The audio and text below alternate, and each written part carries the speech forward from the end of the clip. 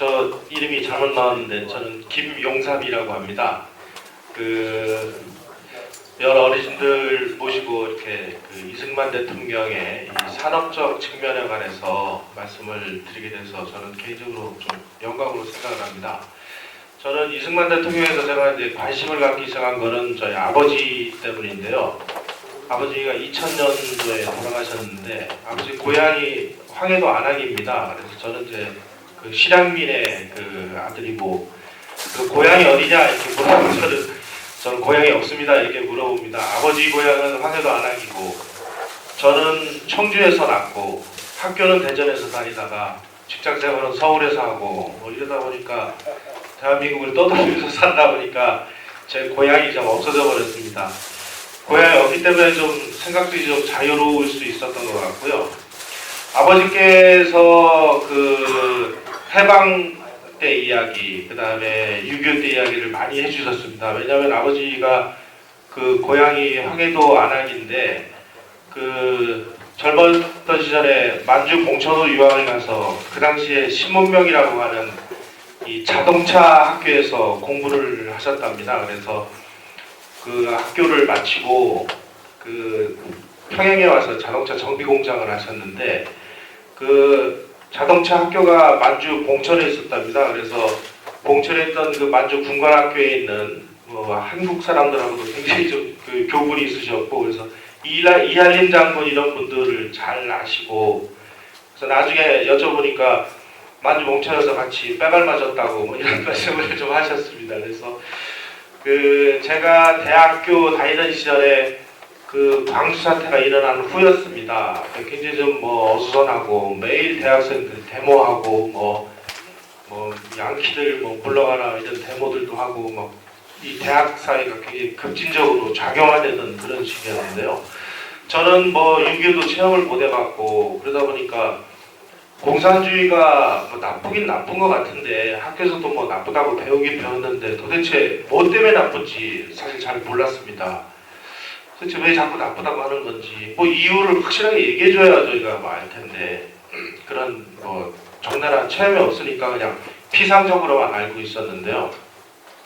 어느 날 아버지에게 좀 여쭤봤습니다. 아버지 공산주의를 경험을 하셨지 않습니까? 공산주의하고 싸우기도 하고 공산주의가 도대체 뭐가 나쁩니까? 제가 이렇게 여쭤보니까 야 공산주의가 되니까 인륜이 무너지더라 이런 얘기를 하시는 거예요. 그러니까 하루아침에 지주들 다 내쫓고 빨간 한 장 차고 와서 그 전까지만 해도 소작 좀 달라고 와서 빌던 사람들이 제 세상 왔다고 빨간 한 장 차고 와서 패륜 행위를 저지르고 하는 것들이 아주 일상화가 되다시피 하는 걸 보면서 공산주의가 되면 인륜이 무너지고 ABM이도 없고 이런 세상이 된다.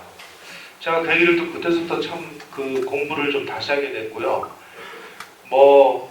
정말 세계문학 전집을 좀 열심히 읽었습니다. 세계문학 전집 안에 보면 좌파 학자들도 많이 있고 좌파 사관의 글들도 있고 우파도 있고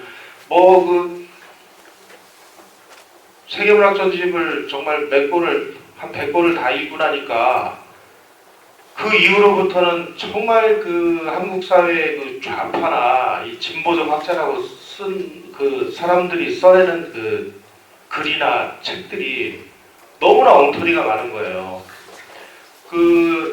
지금 젊은 사람들 이런 사람들이 의식화의 은사라고 떠드는 이영희 교수. 제가 월간조선 기자로 이영희 교수를 찾아가서 당신 책 읽어보니까 이런 거 다 거짓말이더라. 또 왜 이렇게 쓰셨어? 이렇게 물어보니까 이 사람이 막 들들들 떨어요. 이게 순전히 겁쟁이에요. 아니 그런 엉터리 글을 써놓고 그 엉터리 글이 엉터리인지도 모르고 그게 마치 전설처럼 그게 사실인 것처럼 우리가 받아들여서 그 많은 학생들이 좌경화가 되고 한 거를 우리가 그냥 놔둔 거예요. 저는 그 사람한테 가서 그랬습니다. 당신이 이 얘기 일본 좌파 학자들이 쓴 거 아니냐? 이거 당신이 쓴 거 맞냐? 이영희 교수라는 사람이 쓴 8억인과의 대화, 10억인과의 대화, 전환시대의 논리 이런 것들은 그 뿌리를 추적해보면 100%가 일본의 좌파 학자나 좌익 지식인들이 써낸 문건들을 자기가 쓴 것처럼 다 해서 뭐 중국의 문화대혁명을 뭐 인류가 나가야 될 길이라고 이렇게 미화 찬양을 한 글들입니다. 이런 것들이 아무 견제장치도 없이 그냥 막 통용이 되는 이런 시대가 됐어요. 제가 조정래라는 작가, 그 태백산맥을 써가지고 정말 대한민국을 좌경화시키는 가장 결정적인 공헌을 한 사람입니다. 이 사람이 유럽, 벌교, 보성, 여기가 마치 인민의 나발인 것처럼 이렇게 써놨어요. 그래서 제가 그 보성, 유로 이런 현장을 직접 내려갔습니다. 내려가서 그 지역 사람들한테 다 물어보고 다녔어요. 이런 일들이 있었습니까? 이런 일들이 있었대요. 그런데 이게 뭐가 문제가 있습니까? 그 동네에서 해방 공간에서부터 6.25 때까지의 그 지역에 돌아간 이야기를 그 조정래 씨에게 해준 사람을 두 분을 제가 찾아냈습니다. 찾아내가지고 만나서 여쭤봤더니 이런 얘기를 하시는 거예요. 조정래한테 그 당시 있는 사실들, 그 당시에 있었던 끔찍한 이야기들을 있는 그대로 100% 다 해줬다. 그런데 조정래가 태백산맥이라는 소설을 쓰면서 100% 거꾸로 썼다. 이런 얘기를 하시는 거예요. 그래놓고 이 조정래라는 사람은 아니 자기가 소설은 꾸며낸 이야기입니다. 픽션, 이게 사실이 아닌 거예요. 그래놓고 이 사람이 인터뷰를 할 때는 태백산맥은 잃어버린 현대사의 보고지라고 얘기를 합니다. 그러니까 역사를 자기가 썼다는 거예요. 역사를 썼으면은 그 내용이 역사적 사실에 맞느냐 안 맞느냐를 우리가 검증을 해야 되는데, 아니 이 사람은 자기가 그 고향에서 보성, 벌교, 유로에서 있었던 이야기들을 180도로 뒤집어 써놓고 이게 현대사라고 얘기하고 이걸 우겨서 그걸 가지고 돈을 벌어가지고 대한민국에서 제일 호의호식하는 그런 소설가가 됐습니다. 그래서 제가 조정래 씨한테 그랬어요. 정말 당신 나쁜 놈이다 말이야. 이게 어떻게 현대사냐. 당신이 꾸며낸 이게 가짜지. 그런데 그 사람이 꾸며낸 그 가짜 역사를 마치 사실인 것처럼 느껴가지고 대한민국에 굉장히 많은 대학생들이 운동권이 돼서 감옥에 가서 국가보안법으로 붙잡혀서 몇 년씩 형을 살고, 자기는 그 책 팔아먹은 걸로 호의호식해서 이 대한민국을 정말 그 태어나지 말았어야 될 나라, 이승만은 짐승만도 못한 놈, 이런 식으로 써놓은 책을 가지고 자기가 세금을 제일 많이 내는 작가가 됐다는 거예요. 그러니 조선일보가 자기를 보호해달라는 거예요. 세상에 이런 엉터리가 어디 있습니까?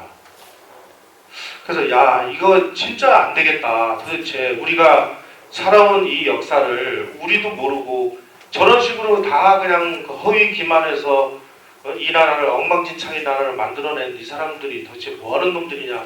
제가 아주 차례로 돌아가면서 이영희, 조정래, 북한에 대해서 헛소리하는 이런 사람들 다 돌아가면서 그냥 그 비판하는 글을 제가 썼습니다. 그러면서 저도 이제 그 새로운 현대사를 공부해야 되겠다 싶어가지고 책도 많이 읽고 만나는 분들에게 좀 여쭤보기도 하고, 그 당시 그 시대를 살았던 분들에게 정말 찾아가서 공부도 하고 그러면서 이승만 대통령과 그 시대를 새롭게 제가 좀 발견하게 됐습니다. 특히 지금 손세례 의원님 여기 와 계신데, 손세례님께서 그 월간조선에 그 이승만과 김구를 정말 역작을 몇 년에 걸쳐서 쓰셨는데, 제가 그걸 담당을 하면서 정말 큰 공부가 됐습니다. 의원님 고맙습니다.